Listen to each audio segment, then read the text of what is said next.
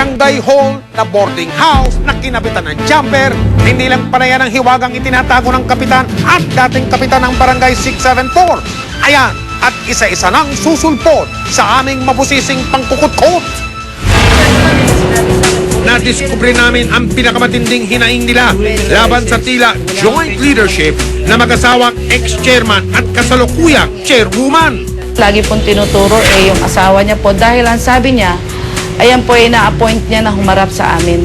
Kaya lahat ng problema, halos dumadaan po dun sa dati pong ex-chairman nga po namin na si Jose Moreno. Madalas daw kasing wala si chairwoman, kaya agaw eksena si ex-chairman. Tinatanong ko kay chairman, sabi sa akin ng chairman, ex-chairman na wala pang budget yung barangay. Wala pang pumapasok na pera, kaya hindi pa mabili itong mga gamit. Hanggang sa usapin sa pondo ng barangay, tila si ex-chairman pa rin ang bida. Kalahating taon na raw wala pa silang proyekto para sa barangay. Kaya laking gulat nila sa dokumentong kanilang nakalap. Natuklasan nilang marami na pala silang proyekto. Tulad na lang ng pang-sports. Nakapag-release na ng pera. Pag nakapag-release ng pera, mababayaran na yung kontraktor. Pag nabayaran yung kontraktor, dadalhin sa amin yung mga proyekto, i-receive na. May receiving paper na, pero wala pa yung proyekto. Nasaan po yung mga... Naandyan po, sa SK po. Nasa SK. Project po ng SK yun, kaya directly given to the SK. Wala po kaming mga volleyball, yung mga chessboard, yung basketball court, at yung mga pang-badminton. Ang sumunod na proyekto ay naglaan daw ng 100,000 piso para sa declogging o paglilinis ng mga estero. Sa beautification, na ilabas na ho lahat. Nagulat pa ako, may declogging na nangyari noong March 27. May mga picture na doon na wala naman nangyaring declogging sa lugar namin. Nagtataka sila kung bakit ngayon lang ginagawa sa barangay. Ngayon pa lang ho nila ginagawa yan dahil alam nilang kumikilos ho kami't gumagawa ng aksyon. Ang declogging ay inaantay po yung unang pag-ulan, unang pagbaha. Hindi ka po makakapag-declog kung walang baha. Naglaan din daw ng para sa office supplies. Ito nakalagay dito, meron ditong computer ink, black and color Epson. Ngayon iniisip ko kung meron ditong computer ink, dapat meron kami computer sa loob ng barangay. Napapansin ko doon sa loob mismo ng barangay, wala akong nakikitang computer. Ngayon meron doon naman nakapagsabi na ang computer daw nasa taas. Ang masaklap daw, wala naman silang nagamit dito. Naandyan po lahat ng office supplies.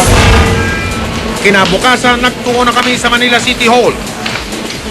Sa tangkapan ng Secretary to the City Council kami dumiretso. Dito nagkaharap ang dalawang panig. Harassment agad kayo dun sa community natin. Naging mainit ang pagtatagpo.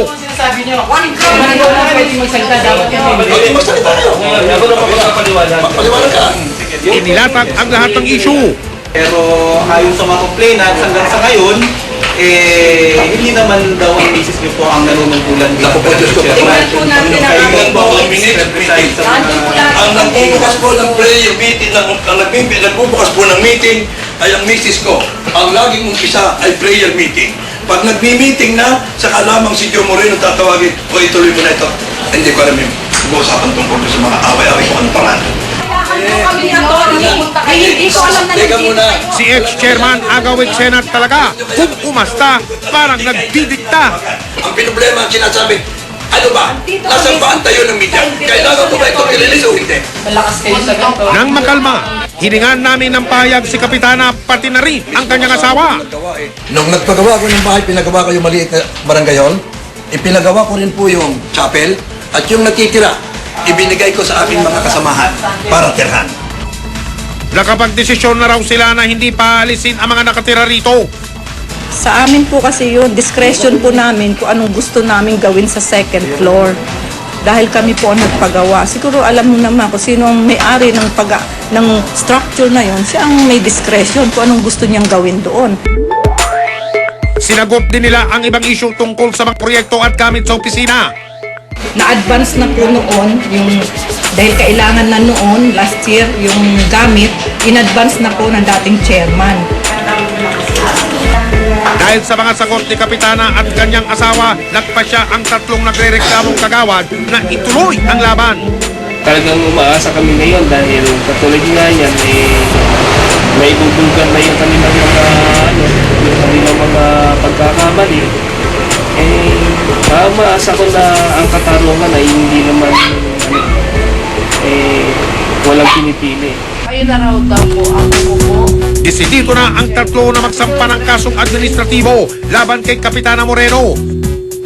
Kung mapapatunayang lumabag si Kapitana, meron daw siyang karampatang parusa. Kung grave misconduct, administratively, pwedeng matanggal si chairman. Ayon sa Barangay Bureau, ang barangay ay gamit ng gobyerno. Hindi rin siya sangayon sa katwiran ni chairman at ex-chairman kaya nangako silang aaksyonan ang reklamo.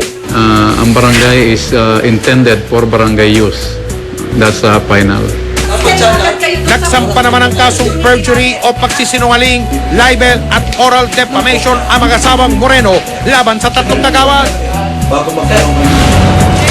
Umaasa sina kagawad na maaayos din ang gusot sa kanilang barangay at malinawan ang lahat ng issue para sa kapakanan ng kanilang mga kabarangay.